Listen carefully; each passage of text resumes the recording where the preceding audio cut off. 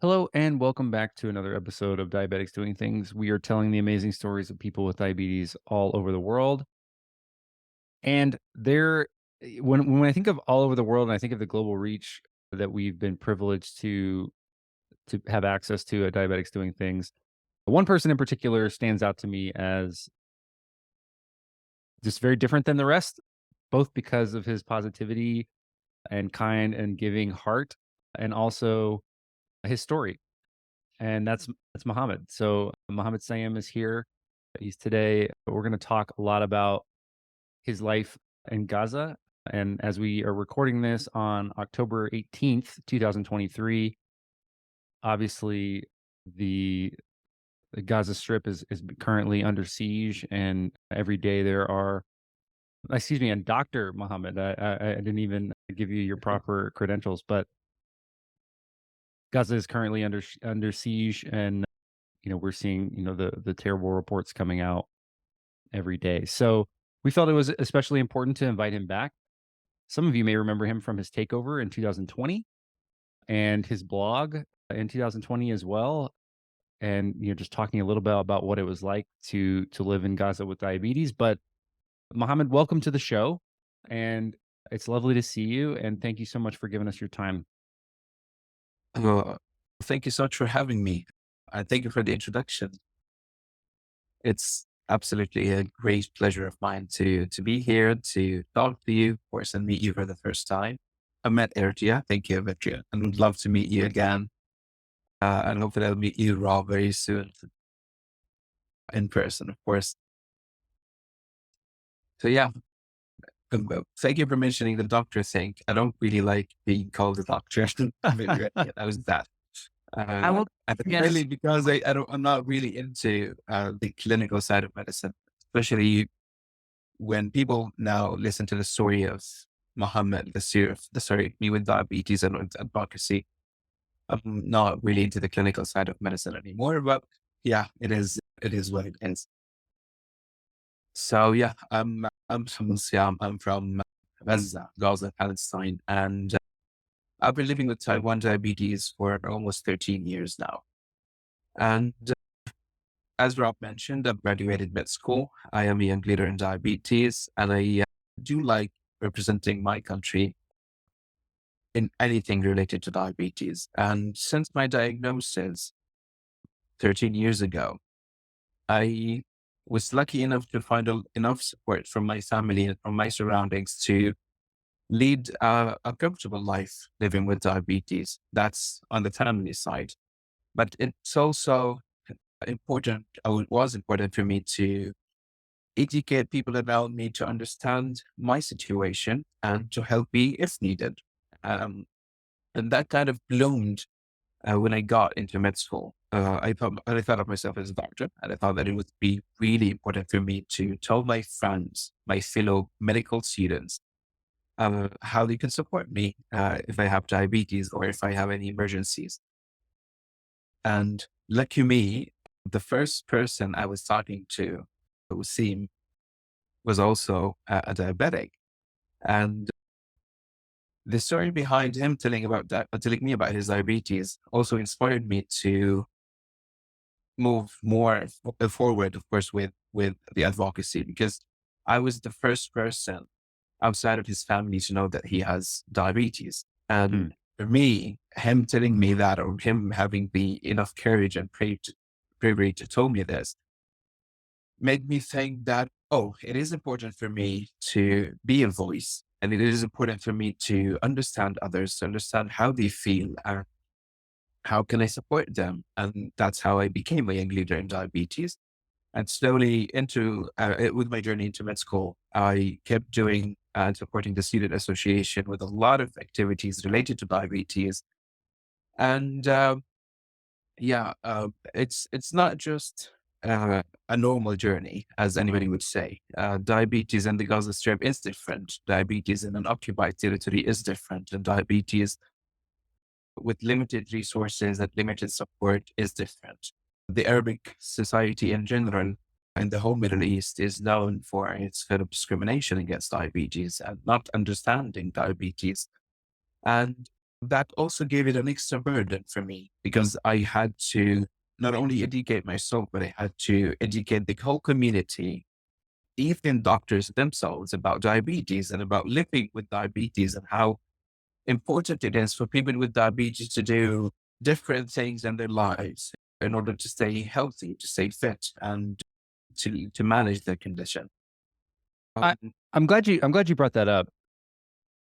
It's not something we've talked about too much on the podcast recently, is the cultural differences of acceptance of diabetes within different parts of the world. And so, if you don't mind, I'd like to just, for our audience, kind of talk about what the perception of diabetes in the Arab community is like, and how much education we all have to do, because as Eritreanos, we took a pledge to end diabetes stigma, and we, as part of that, we've got to talk about some of the uncomfortable things throughout the world. wow. Well, if you don't know, but I'm part of the panel, the responsible for the pledge to end diabetes is stigma. So yeah, it's really important to talk about it, especially again in an Arabic culture. So generally, people think that diabetes, of course, in some countries such as Egypt, I've heard that people think that diabetes could be contagious, which is really bad.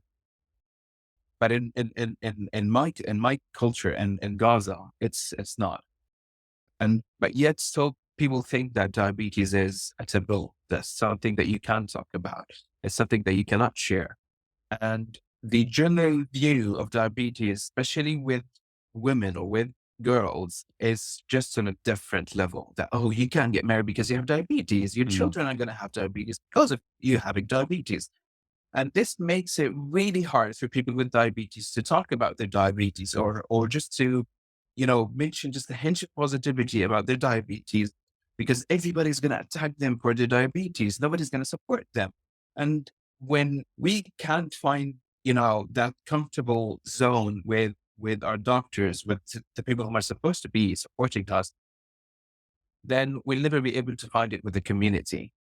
And also, same level, if we can find it with our families, if our families are not supportive, if they sometimes you don't know how to be supportive, and sometimes cultural barriers play a major role in how your family can support you when you have diabetes, then I'll definitely not be able to talk to the community about my diabetes because nobody wants me to talk. mm. Nobody's supporting me. And that is something that, of course, negatively affects people living with diabetes and the Arabic culture in general, especially in Gaza. People can't talk about their diabetes. People can't do anything about their diabetes. So they just keep it to themselves and have worse management. And Mm. that's something that we can see maybe globally in any story when somebody talks about diabetes. Oh, I went to a restaurant with my friends but I can't take my insulin around them. So I just go to the bathroom to take my insulin, which is like, why would you do that? It would be, instead of us thinking this way, it would be a great opportunity for you to educate your peers about your diabetes. If you took your insulin shot in front of them and told them, why do you take insulin? How proud are you for taking that insulin in front of them? Because that's what's making you alive. And you have to share your story in that way. I think in Islam, there's a thought process of modesty. Cause like I didn't grow up in an Arab country. I just have a baba. And I remember like in restaurants, if I was gonna take my insulin at the table, maybe I'd be like, take this to yourself, go to the bathroom. Like, Mm. don't put the rest of I think there's a thought of, especially in Islamic culture or even just Arab culture, if something's happening with you, you're supposed to kind of just keep it to yourself. And that's just kinda how it seems like we're groomed in our society, in our culture to be kinda just keep it to yourself, be quiet, Allah will take care of you, just be quiet. I'll dig it even deeper. I don't think it's totally unique to Arab or Islam. I think being a burden to other people is something like a deep seated fear that many of our families and parents kind of like put on us as kids, or we just adopt from their behaviors, because that was something. There's a couple things I want to hit on from what Muhammad shared just now about advocating for yourself. I was speaking at an event over the weekend to mothers of kids with diabetes, and talking about self advocacy, and and I remember for the first 10 years really of my life with diabetes, my entire viewpoint was to not be a burden on other people and for people to not worry about me and just treat me normally or allow or let me do what I wanted to do. And so I think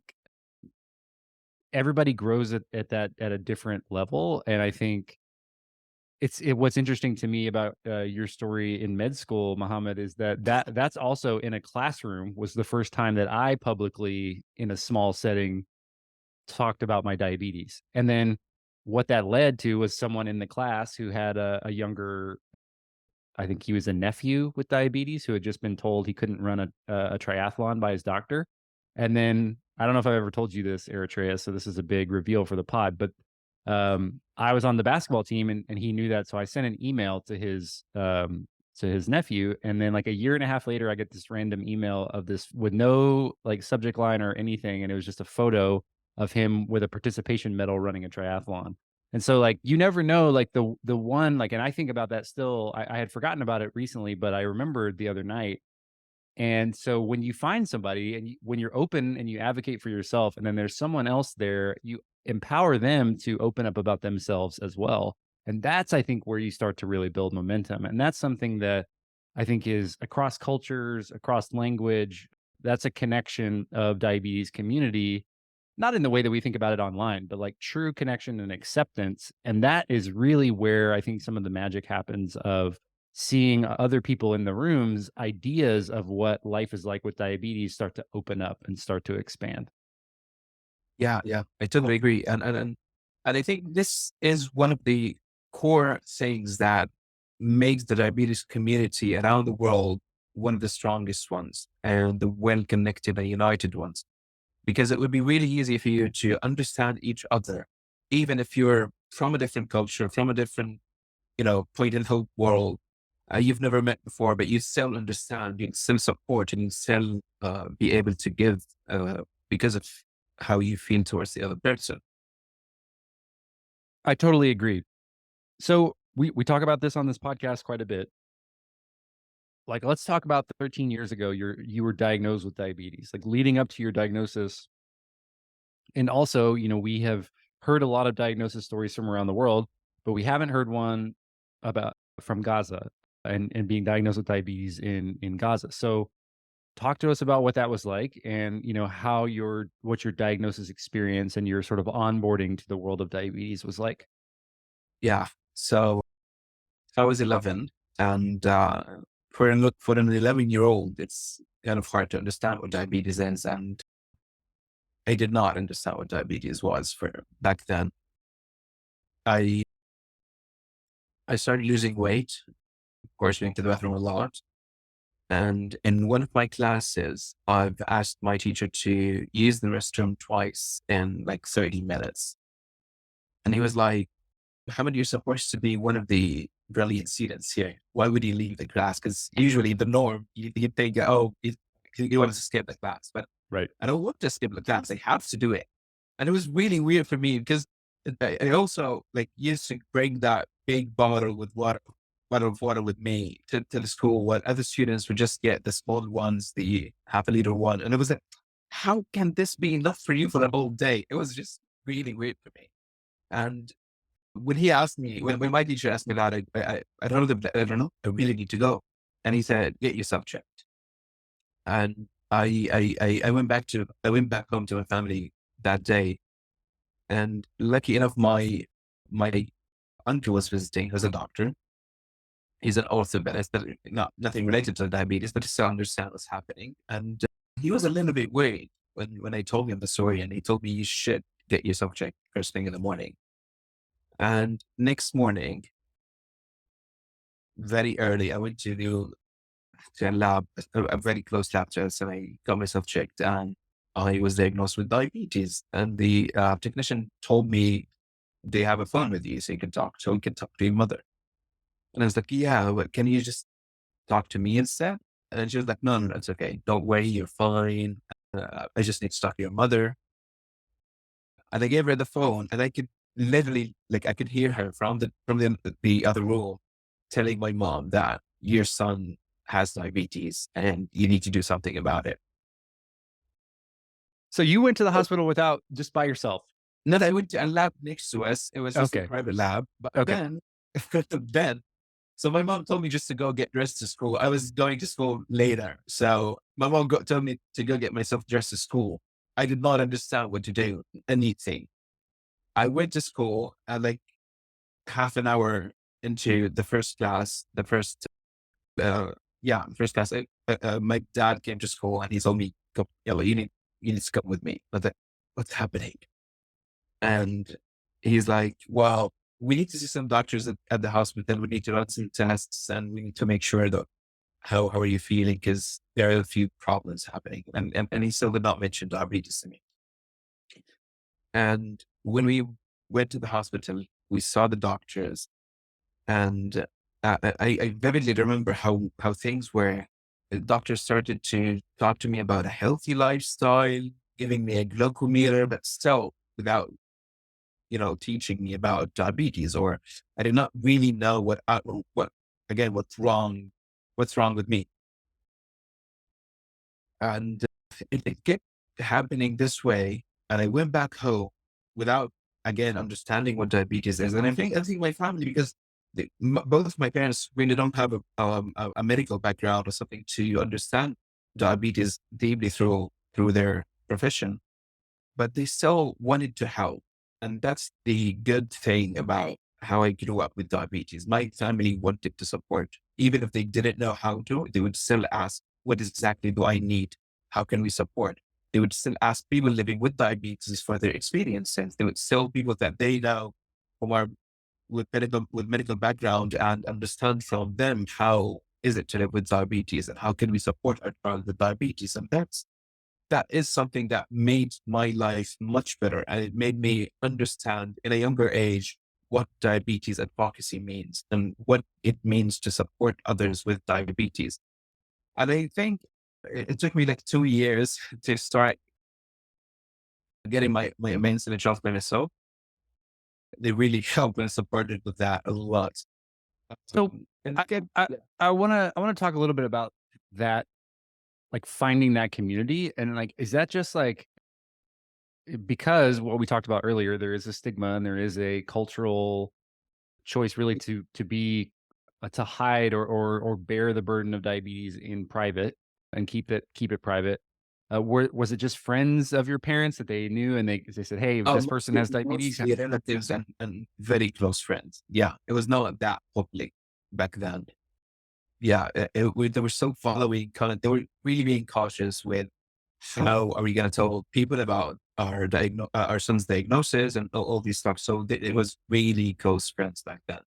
But they did not make me feel like they're kind of hiding something, especially that because the people who are visiting your home are mostly your relatives and your close parents' friends or your close friends. So I kind of felt supported because these are the people who are visiting us. They know that I have diabetes. They talk to me very well. So it was kind of normal for me to grow up thinking that diabetes is normal and I can talk to people about diabetes. But the turning point was again joining med school because at that point I thought that, okay, I'm gonna be the voice for those who don't have voice. I'm gonna be someone who supports. And I'm gonna be a doctor. So I have to understand my condition way more than I used to. Hmm. So I could actually support myself because I felt it from different perspective, from that positive perspective, and also from the perspective that, oh, you're gonna be a doctor. How are you not understanding your condition, your own condition? And Wasim's story earlier kind of influenced me to keep going, to make a wider and way more positive impact to the people around me, to my community, to the point that, yeah, I'm currently not even in Gaza. Yeah, so how did you choose medicine? How did you land did your It was diabetes definitely not diabetes. No, a lot of people think that I got to medicine because of diabetes, but no. My cousin was an ortho, and I loved him. He was kind of my role model in life, and he still is. And I loved him to the point that, oh, I want to be a future ortho, and I want to mix ortho with diabetes, and it kept this way until third year of med school. So med school back home is 6 years. So halfway into my med school, I still wanted to be an ortho.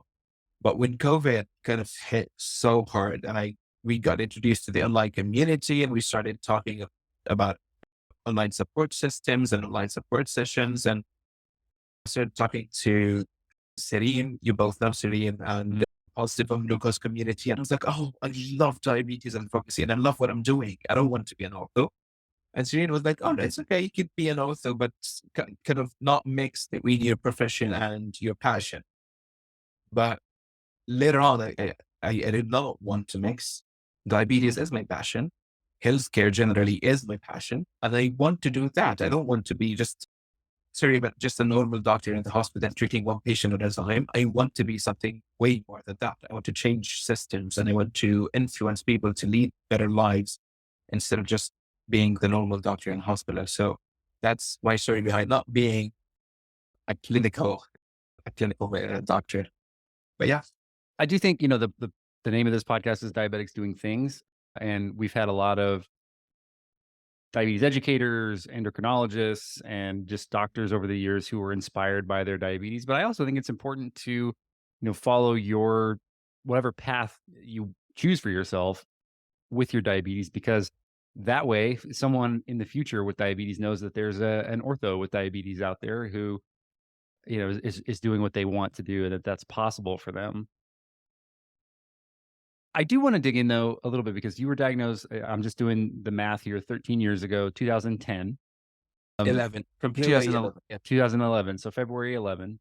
So between now and then, things have not been consistently safe in Gaza, and there have been, 2014 in particular, and also just various times throughout the years. As you are growing up with diabetes, it's not a predictable schedule, and it's also, the unforeseen, challenges and with the occupation and whether attacks and other things. Talk to us for our community members who don't really know what it's like to grow up in a place like that, but then also navigate that with diabetes, because we think in the West, it's annoying to go to the pharmacy where there's a long line. But we don't have any roadblocks. We don't have any checkpoints. We don't have, military police preventing us from running our errands or harassing us. So, for those of us who don't know what it's like to live under occupation, help us understand. Yeah.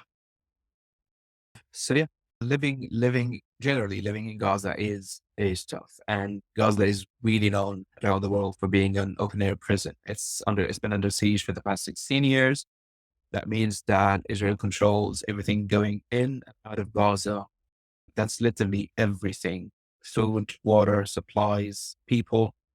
And if you want to leave Gaza, you need a permit to leave Gaza.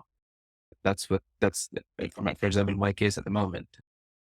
But yeah, the idea is the community around there is really well connected and supportive, and it would make you feel like you're always welcome. You always have friends, and you always have people to play with. You always have people to share your time with. And that's really supportive. That's why I kind of miss my childhood, because I really enjoyed my childhood, and whether it was in Gaza or in any other place in the world, I think that I've had a good childhood, despite the fact that it was really hard because of different escalations, attacks in Gaza.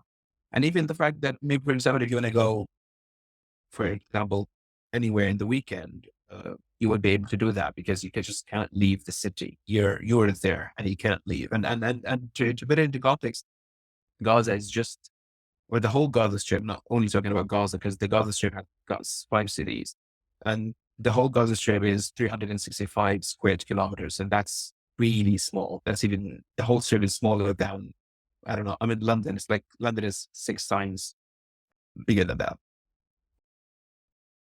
So it's really small. So you can't go anywhere you want to go. It's really kind of, again, hard to do that. Now, when Yeah, it comes I to think for diabetes, our US listeners or even Texas, it's like the size of DFW Airport. It's Like approximately twice the size of Washington, DC. So, like the city right. Washington, DC. One city, guys, times two. That is the size of the Gaza Strip. And yeah, it's really small. District When of you get to, Columbia is a very small area. Yeah. And you've got 2.2 million people living there at the moment. Yeah, I That's a think really third or crowded. fourth most densely populated urban area. Yeah. And one of those who has really high unemployment and poverty rates. Unemployment is around 52% around the Gaza Strip. And that's definitely higher among the youth because older generation used to have more jobs. And when it comes to poverty, more than 2/3 of people in the Gaza Strip live under the poverty line. So it's really hard. And that would give us some context now when we talk about diabetes in specific. But living with diabetes and such circumstances and such uh, a problematic phase is like, it's like constant stress. Like you need to cope with everything happening so you can manage your blood glucose levels. And we have limited access to resources, and that's the norm. I'm not even talking about times of crisis such as the one we're experiencing right now.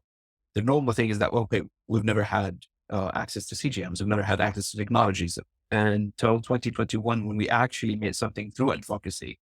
We all used to have vials available for free in the governmental clinics or the underworld clinics. Because we have two main healthcare providers. That's the Ministry of Health and the United Nations for Relief and Works Agency.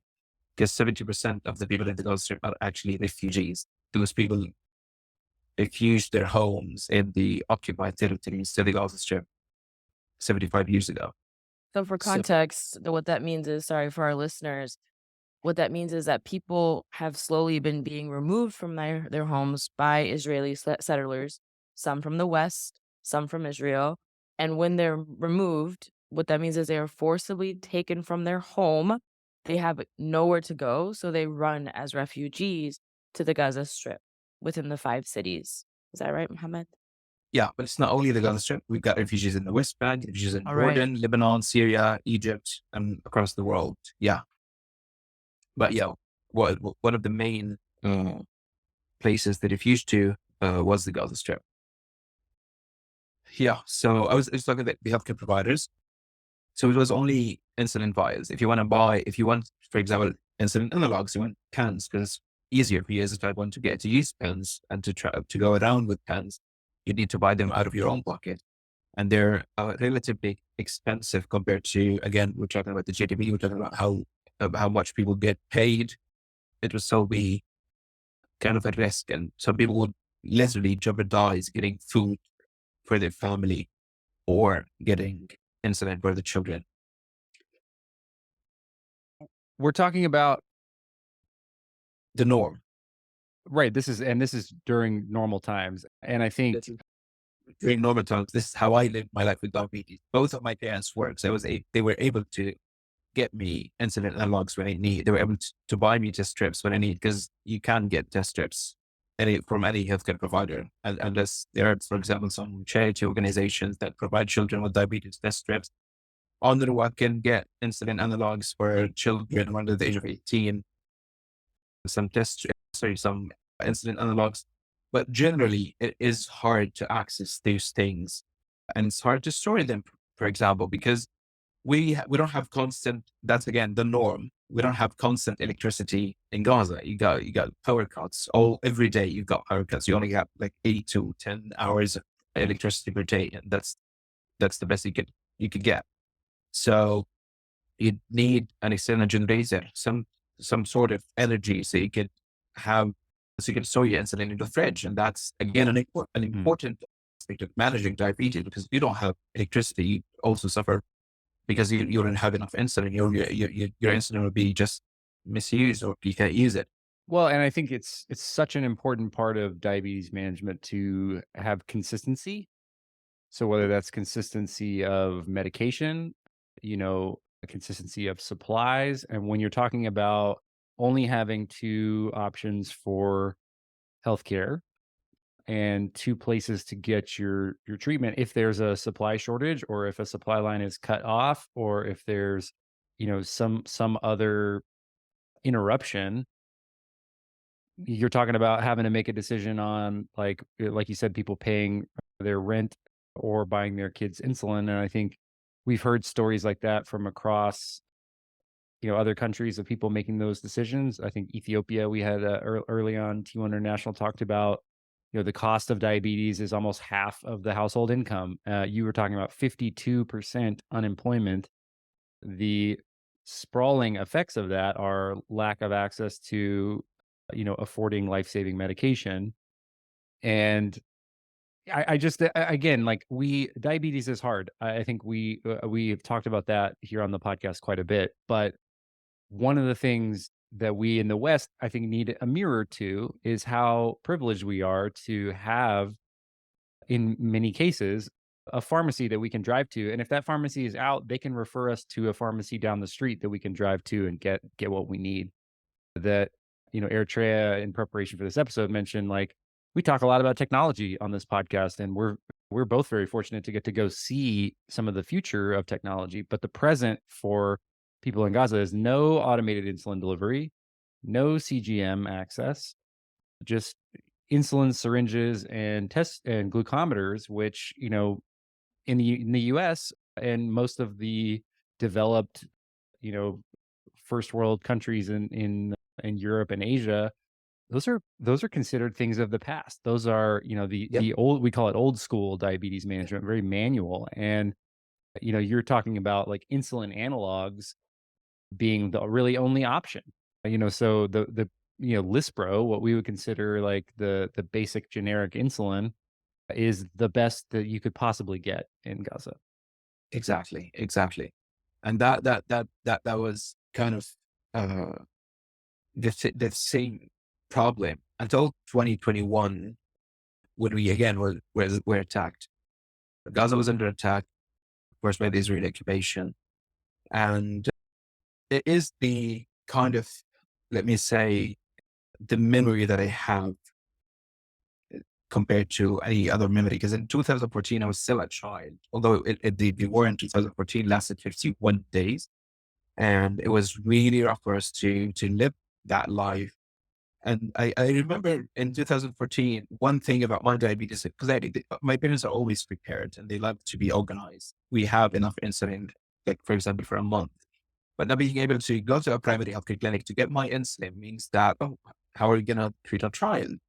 And we fortunately had my mom's aunt who worked in a hospital where were able back then to get me 2 vials of insulin.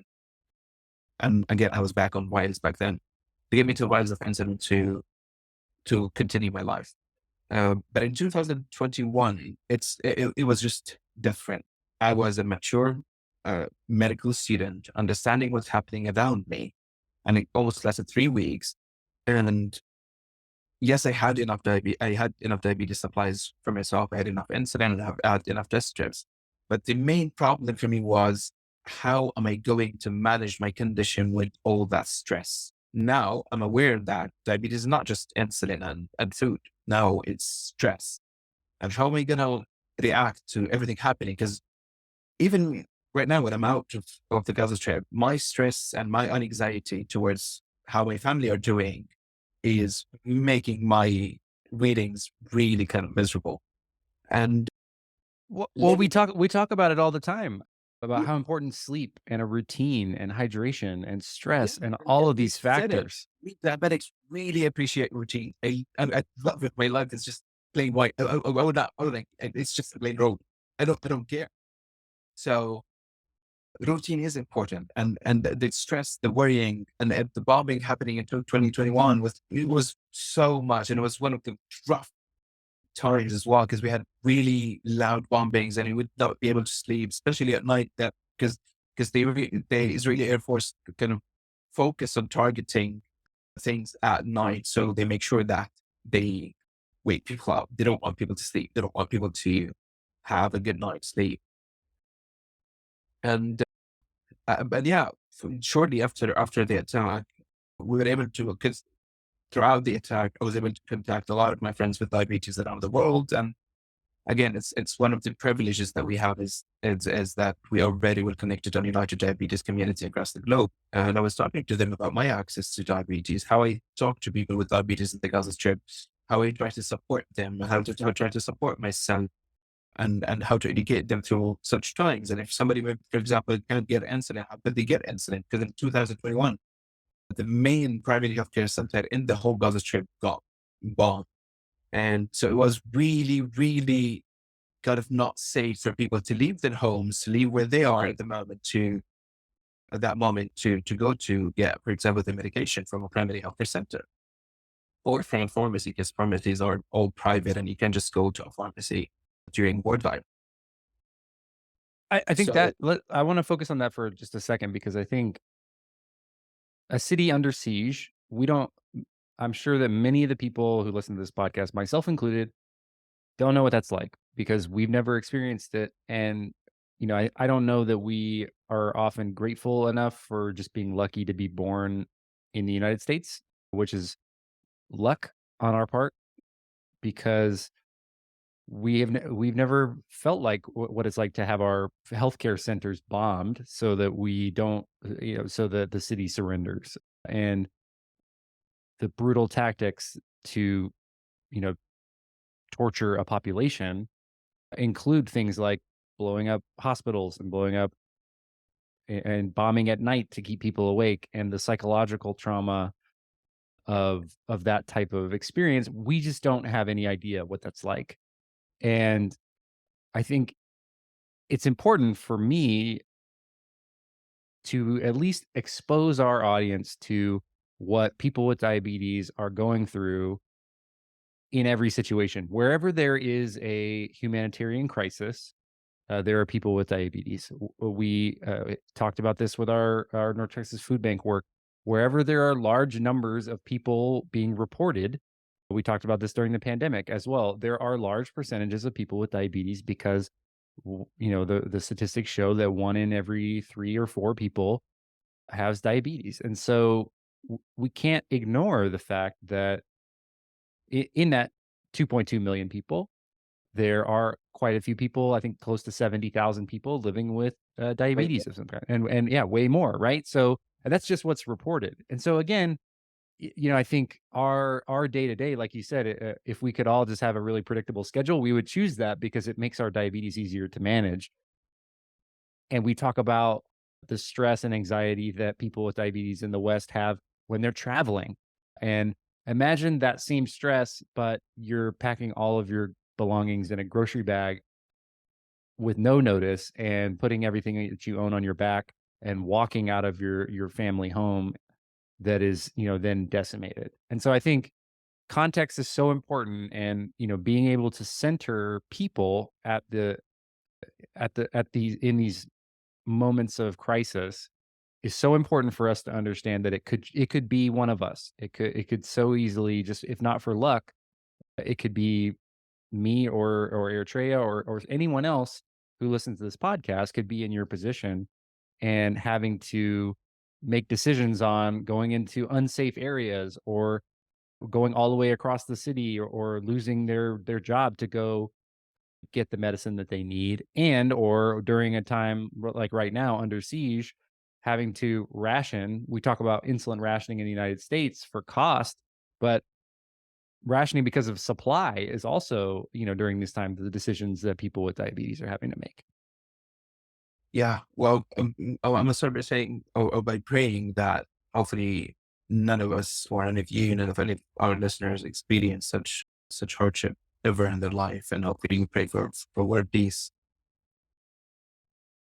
But yeah, it's kind of when you were talking again, it's a lot of emotions, it's a lot of feelings that I just had regarding it. So because I've been through that. I've been through rationing incident because I'm under attack, and I've been through very hard times trying to keep myself a little bit calm, to understand how it is to be a diabetic, keep myself calm for not because I don't want to be stressed, because I don't want my blood glucose levels to get higher. So I needed to take more insulin. And this was kind of the main reason behind me not wanting to be stressed. It's not that, oh, I'm supposed to not be stressed and I'm going through this, but no, I don't want to be stressed because I don't want to use more insulin. Therefore, I lack insulin by the end of the week, for example. I'd need more insulin. It was an important uh, kind of cost that I had to pay out of my own health just because I'm living in the Gaza Strip. It's a And different kind of rationing, right? It's like an emotional rationing. It's like a don't allow God, this is gonna sound so lame, but it's in, like, in that movie Frozen when Elsa's like, "Don't feel." Like, literally, you're just like, "Don't Mm. feel anything, don't feel anything, Yeah. don't feel anything, suppress the Yeah. feelings." And I believe like I kind of grew up being that kind of, I'm not that person who's really an emotional guy. I try as much as I can to, okay, I'm not a robot, of course, but I'm kind of a realistic type of person. And I think it grew up with me through such experiences because I have to be that type of person in order to be able to just deal with how my life is going. And yeah, it's definitely a total different experience, not being able to access the supplies that you need, not being able to see your doctors, not being able to talk to your doctors. And when I was in med school, I was still an educator. I was like kind of the person who has responsibilities towards others. And a lot of people with diabetes back then, and still till this day, contact me constantly asking for asking for help, sometimes asking for supplies and asking for advice to, because okay, if my doctor is not replying, then I shall see Muhammad, because Muhammad is a doctor who understands diabetes. Mm. So yeah, it was just nonsense. And even if I want to just put some stats on, well, according to the World Diabetes Foundation, around 50% of Palestinians are living with diabetes. If you want to put that into numbers in the Gaza population, that would be more than 300,000 people living with diabetes in the Gaza Strip. And of course, we don't have a registry. We don't have a database for diabetes in Palestine. But if you want to put that into context, you just imagine how many people with diabetes are suffering through this time and through many times in their history, just because they're under occupation, just because they're under siege. They can't just move freely. You've mentioned that a lot of people stress because of the diabetes when they travel. But imagine if people are not even allowed to travel freely, are not allowed to move freely in even in their own land because they're under occupation, they're under siege. And one blessing that Gaza has, because yeah, you just said that I'm positive, and I like mentioning positive things. One blessing that Gaza has is that Gaza is a Mediterranean city.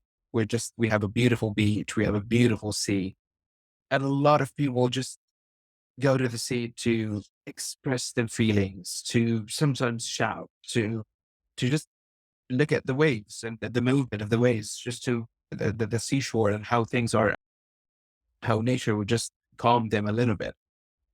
And I think if it was not for the sea itself, a lot of people in Gaza would have just gone mental because of the amount of stress we suffer and we go through every single day, because it's hard. Living in Gaza is hard, and we had to adapt. We had to cope with everything as people with diabetes, and also as people we're not with diabetes, just normal people. We're normal, yeah, but undiabetes people. But Mohammed, I like that. Undiabetes people. I love that. as we're talking a lot about the experience of living in the Gaza Strip, growing in the Gaza Strip, living with diabetes there, and how you navigated that. I kind of want to shift our focus here and talk a little bit more about what's happening in Palestine right now and yep, what we can do to help our friends living in Gaza. For some numbers and statistics for everyone listening, at time of recording, today's Wednesday, October 18th, it has been 10 days that has started the escalation of violence between Israel and Gaza City. At this time, this number is killing me to say it, 4,200 people have died. 60% of those people have been children. That is a ridiculously staggering number. The amount of people that are injured, they can't even get like an accurate toll of those numbers. When I tell you that they're putting bodies in ice cream trucks because there are no morgues to hold the dead, it is horrific what is happening. And so I think we need to touch a bit on what we can do now for Palestinian people as an advocacy society, as a diabetic online community of people who are constantly advocating for the equal and fair treatment of people living with diabetes. So Mohammed, can you yeah. talk to me? I'm gonna just go back to the end of 2021 to put a few things into context, especially that advocacy actually helped us get incident analogs into the Gaza Strip. International diabetes community has supported in getting insulin analogs into the Gaza Strip and putting insulin analogs as part of the essential drug list in Palestine. And our work has made people's lives better. And of course, it can again make their lives better and at least make it more livable for them in such terms of crisis. Currently, people with diabetes in Gaza are experiencing way worse than what I've just mentioned about my life with diabetes in Gaza, because it's been more brutal, and the attacks are just non-stop at the moment. I'm not going to talk about stress. I'm not going to talk about worrying. I'm not going to talk about fear. But I'm going to talk about not them actually not having enough insulin, and the providers, the Ministry of Health and other one, not having enough supplies to provide. And especially with the humanitarian aid just waiting at the Egyptian side of the Rafah crossing, and that's the crossing between Gaza and Rafah and Egypt, and Israel not allowing it to enter for, I don't know what inhumane reason would that be, but not allowing humanitarian aid for people in actual need of it. Hospitals are, at the moment, we've got no electricity, or no food, no access to food, no access to water. And people are actually kind of being, in an unlivable condition, trying to live, trying to survive, but you are not allowing them to do so even by attacking hospitals is just mental. I also saw a report from a doctor who said that they're running out of gloves. They have to wash their gloves in water They, with they're soap. literally running out of everything. And they've just declared that the problem with hospitals at the moment, because even if there's no electricity, sometimes hospitals have backup generators, and now their generators are stopping. And that would literally affect every patient in that hospital. Imagine a patient on a ventilator in an ICU or something. He's literally going to die if you cut electricity from him. And that's the same. You're talking about diabetes with insulin soaring, and you talk about cancer patients or any type of patient, anything that you could imagine what's happening is literally inhumane. And the first thing that we need to do is keep supporting online, keep talking about it, because we need that humanitarian aid to enter the Gaza Strip right now. And countries need to push Israel forward for accepting and for allowing that humanitarian aid to enter the Gaza Strip so people can actually benefit, so it can actually work. And I know this could sound political, but the problem is, without political action, without us calling our leaders, we will not be able to actually support the people in need, because Israeli state threatening to bomb the humanitarian aid if entered Gaza without their, of course, allowance.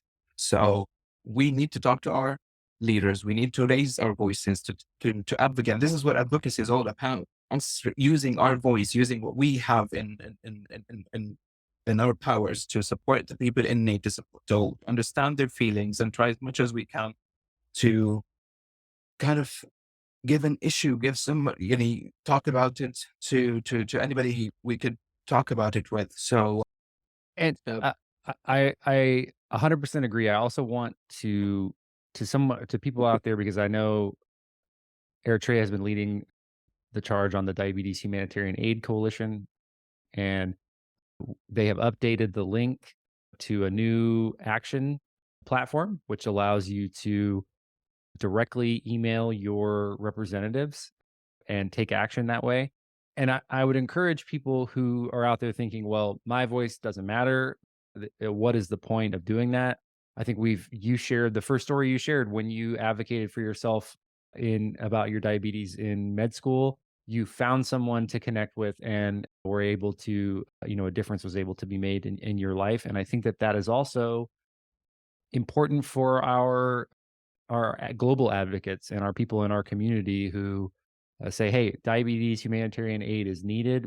Insulin is among one of the is even bigger than just the base needs of power and access to healthcare and access to medical care is needed immediately." And so I think if you're frustrated by not being able to do something that makes a difference, every voice can be potentially the one that allows the right people in leadership to advocate for people. So I think The link is going to be in the show notes. It's going to be in our Diabetics Doing Things link tree today as well. So just go click that link, and it's very simple, very easy. It won't take very much time at all, and it could make a huge difference.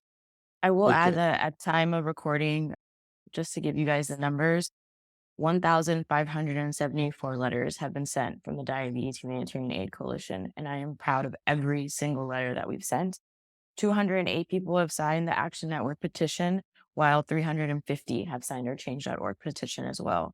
Those numbers are going to make a difference, guys. It's how lawmakers are going to pay attention to what's happening. The United Nations is calling for a humanitarian corridor. Many countries are calling for a humanitarian corridor. There are countries that have pushed Israel out of their space now because of what's happening, because what is happening is a war crime. There is no cutting around that. Cutting off access to water, electricity, medical aid. Mohammed touched a little bit about how difficult it is in a hospital to get electricity. If you're a normal person in Gaza who has had any kind of cut on your body, there is no clean bathrooms left because there is no water. Those cuts will get infected. Disease is spreading. This is a genocide that we are watching happen in real time. And it is important that as advocates for people with diabetes, we stand up. We do not allow this covert message of anti-Semitism to disempower us and to literally paralyze us into not speaking up.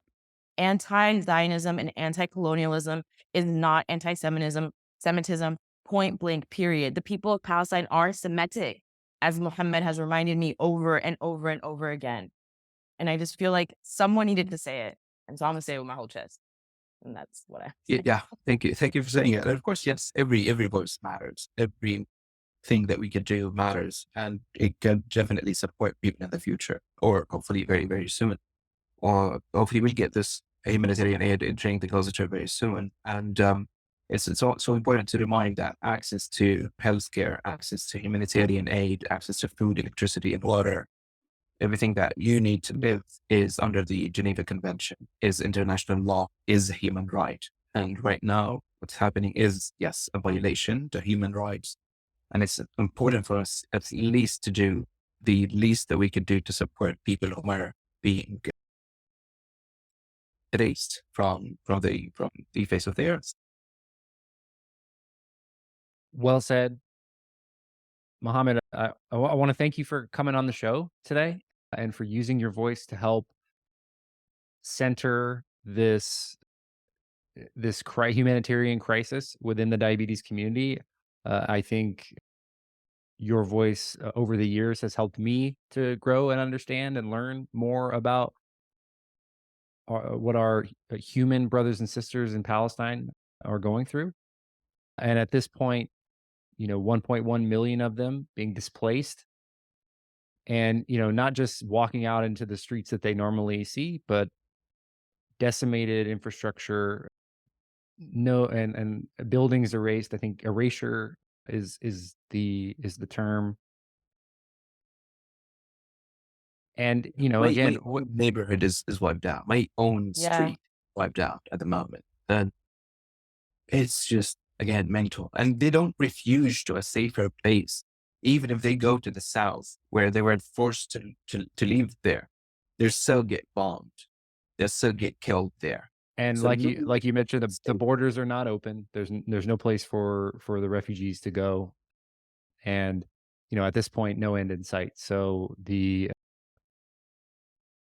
again, this is a humanitarian effort, and a humanitarian problem. We could all be in the situation, but for the grace of God. And so I think we need to remember our people who are there in Gaza, and continue to lend our voices to create awareness about what's happening there, because I think I can confidently say that in the US, especially here in Dallas Fort Worth and in Texas, people have no idea what's really happening to people on the ground. And so thank you for sharing your story, and thank you for being positive on glucose. I think, to shout out to Serena, I think your positivity shines through even in the darkest moments, and I just appreciate that display of strength. And for someone only 24 years old, you're project much stronger, and you're a great leader. So thank you so much for your time today. So, well, first, thank you so much for your words. And yeah, thank you for having me. And yeah, it's not just Gaza. As part of the international community, it's always a commitment for us to help each other, to support each other all the time, everywhere. Whenever somebody's in need, we have to help. And Gazan are currently in actual and crucial need of our support, and they rely on us. And we have to use our voices. We have to use whatever we have to support them. Well said. Thank you so much, Rob.